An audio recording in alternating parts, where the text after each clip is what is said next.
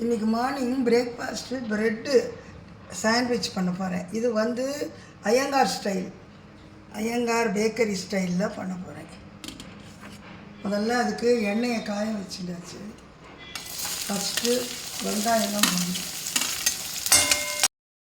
முதல்ல வெங்காயம், இந்த கருவேப்பிலை கருவேப்பிலை தான் ஸ்பெஷலாக போடுவோம். அதனால் அதையும் சேர்த்து வதக்கணும். தேவையான அளவு உப்பு, மஞ்சள், அப்புறம் தேவையான அளவு காரப்பொடி. சிம்பிள், இதுக்கு மசாலாலாம் கிடையாது.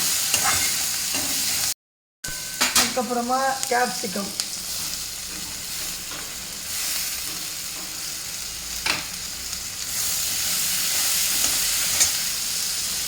கேரட்டு, துருவின கேரட்டு,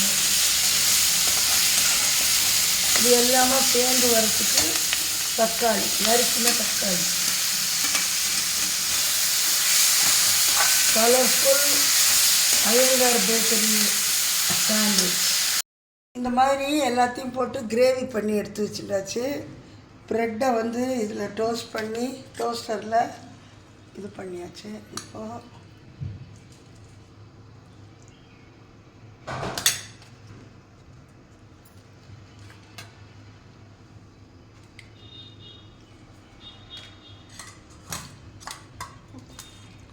அடியில் மேலே வச்சு இன்னொரு ப்ரெட்டால் மூடிட்டு, இது ஈஸி சாண்ட்விச்.